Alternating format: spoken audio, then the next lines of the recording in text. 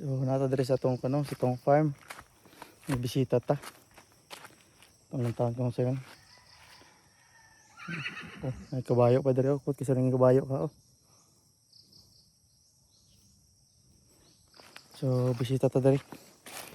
So ang taon na diri guys sa tuong kuno, sa tuong farm na to kay lubi ug kining rubber tree. Rubber tree ang tamo sa guma. Ito mo na yung guma. May sa guma mo yung tagok. Yung rubber. So nagkabayo dre. Wabalok ito yung kabayo dre oh. Hindi kami ang mukha. Nagkabayo.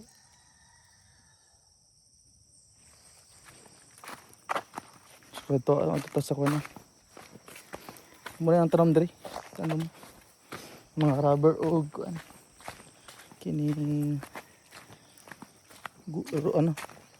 rubber og saan siya lubi buta sa katong lubi ako diri kita no.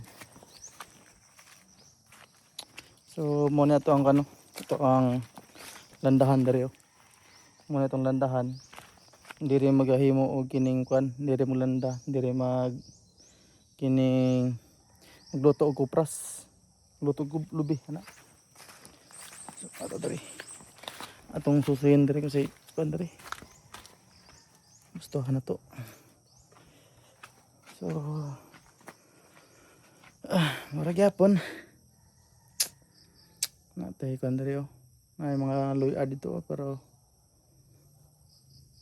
so mo niyo mura gyapon kwan.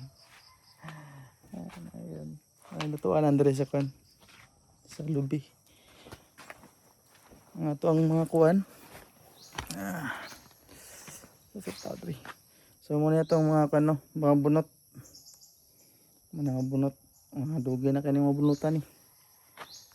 Abot ang saon ni siya, no.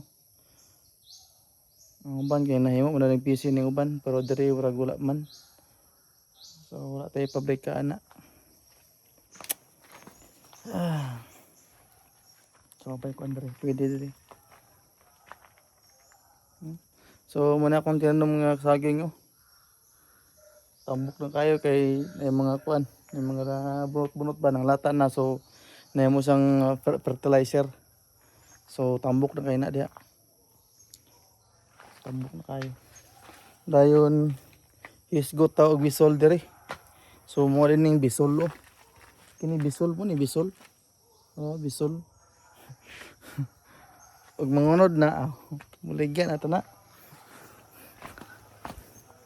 Kaso gamay pa kayo. So subay ta diri oh. Subay ta diri sa banda sa may kagumahan jud.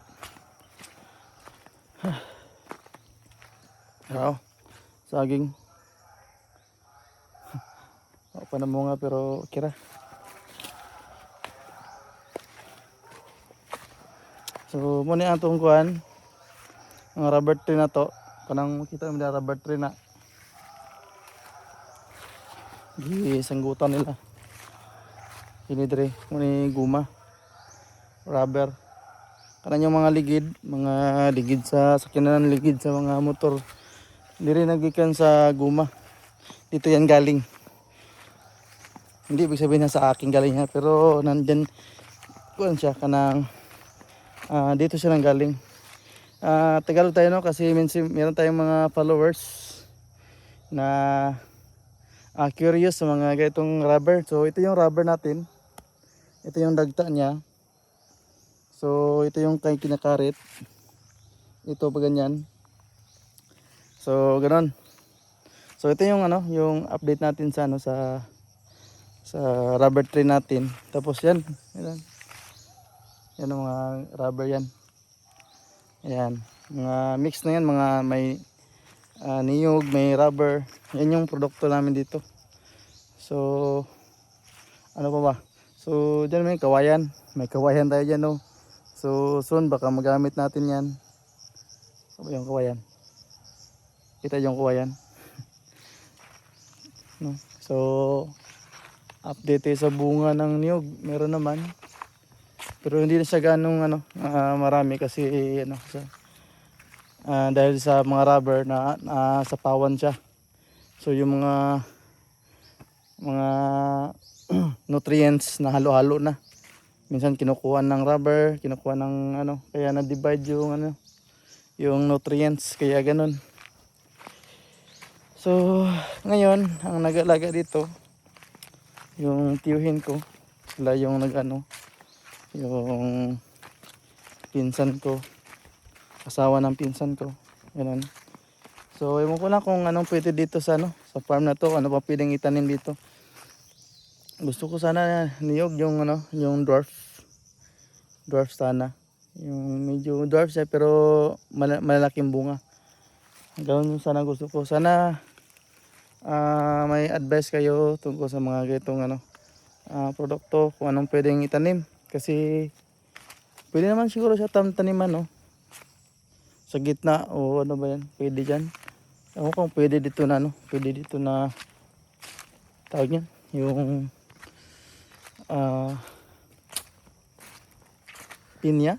Kasi may pinya kasi dito, kaso ang pinya dito native yung pinya dito. Medyo maliit ang bunga pero tumutubo siya. So ganoon lang guys. So pinapakita ko lang yung farm ko kasi marami kasi nagtatanong sa akin kung ano ba yung rubber, ano ba yung gamit diyan, paano ba yung ginagawa. Ito pala ito yung rubber natin. Ito yung rubber, no? So hindi siya ganun kalaki. Ito pili na siya. So ito yung rubber, no? Kinakaritan niyan dito. Tapos yung dagta niyan, kinukulik yan. Tapos nilalagay sa isang lagayan. Tapos yun na yung ibibenta natin every 15 days. So yun ang ibibenta natin. Kinukulik yan pagkatapos mo ng karit. Kinukolekta yan, tapos ilalagay sa lagayan para magiging buo na siya. Tapos ibibenta na siya. So ganoon ang kadali. Ang pag-usapan natin yung kitaan naman sa rubber saka sa niyog. Ang rubber kasi pag hindi ka gumagalaw, wala kang kita. Pero samantalang yung niyog, kahit wala kang ginagawa, ang hintay ka lang 3 months, saka mo na siya anihin. So ang rubber naman, kailangan magtrabaho ka araw-araw. So yun ang diferensya niya. Pero sa kita ay malaki ang kita ang rubber tree. Kasi every 15 days kikita ka. Depende sa kalaki-laki ng ng rubber treehan mo. So ganyan lang guys, kasi meron kasi nag-update sa atin na tatanong na ano ba yung mga halaman natin dito, yung mga produkto natin ba. So baka magtaka kayo na Tagalog yung natin, yung lingguhe natin, kasi meron kasi akong kasamahan na hindi rin makaintindi ng Bisaya, kaya Tagalog tayo para kasi yung Bisaya nakakaintindi naman ng Tagalog. So ganun lang. Ewan ko lang kung yung sa inyo din, kung ano yung tanim. Kasi meron din kasi halo-halo kasi yung tanim nito, may niyog, may saging, may rubber. Minsan nga may pa dito, may luya may luya. So may luya, may tinatanim ako luya dito, kaso lang ewan ko lang kung ito ba yung luya na tinatanim ko, kasi yun, malalaki yun. Merong luya dito may luya dito ito luya to. So meron siya, hindi ko alam kung ano to, kung yung malaki na luya or hindi, or luya pa ba yun. Baka sa akin siguro namatay siguro sa akin. So hindi ko alam.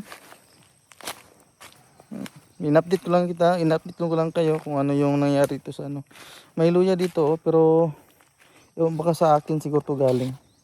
Hindi ko alam kasi nilalagyan ko to ng ng bunot. Ito luya nga. Kasi mabango siya. Kaso lang namamatay yung ano, kasi may mga hayop na ano, na kinakaladkad nila ba. So may pinya din tayo dito. Ito yung pinya na native. Ito yung pinya. So tumutubo din yung pinya dito. Hindi ko alam kung gusto ko taniman ng pinya o ano eh. Gusto ko sana to maalagaan tong ano, yung farm na to, kasi sayang naman kung ano, walang alaga ba. Gusto ko sanang taniman ng mga ibang tanim. Hindi ko lang alam kung ano, pero baka may ano kayo, may suggest kayo. Sana ano,